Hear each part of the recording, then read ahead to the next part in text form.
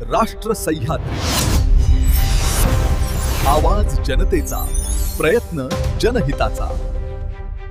Ashvi police स्टेशनच्या हद्दीत चोरीच्या सत्राने नागरिक हवालदिल झाले असून बुधवारी दिनांक 29 रोजी दाढ खुर्द शिवारात चोरट्यांनी चक्क भरदिवसा घरात घुसून एका अल्पवयीन मुलाला धाक दाखवत रोख रक्कम आणि सोन्याचे दागिने लंपास केलेत। त्यामुळे पंचक्रोशीत खळबळ उडाली आहे। मिळालेल्या माहितीनुसार दाढ खुर्द शिवारातील हरंदरा परिसरात धोंडीबा जोशी यांची वस्ती आहे। बुधवारी जोशी कुटुंबातील सदस्य कामानिमित्ताने घराबाहेर गेले होते। दुपारी 1 वाजेच्या सुमारास घरात जेव्हा फक्त एक अल्पवयीन मुलगा होता तेव्हा घराच्या मागील बाजूने 4 अज्ञात चोरट्यांनी घरात प्रवेश केला।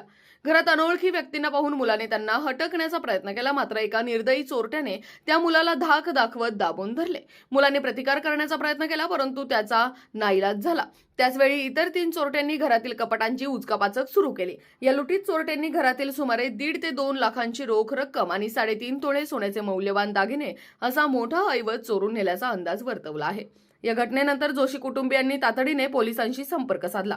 घटनेची माहिती मिळताच सहाय्यक पोलीस निरीक्षक सुदाम शिरसाट यांनी तात्काळ हवालदार MS आहेर यांना घटनास्थळी पाठवले, तर माहिती मिळताच सरपंच सतीश जोशी यांनी देखील घटनास्थळी धाव घेतली। रात्री उशिरा या प्रकरणी तक्रार दाखल होण्याची शक्यता आहे। तसेच पोलिसांकडून पंचनामा केल्यानंतरच चोरीला केलेल्या एकूण मुद्देमालाची किंमत स्पष्ट होणार आहे।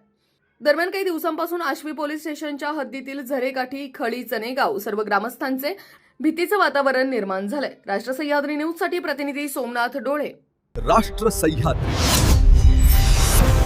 आवाज जनतेचा, प्रयत्न जनहिताचा।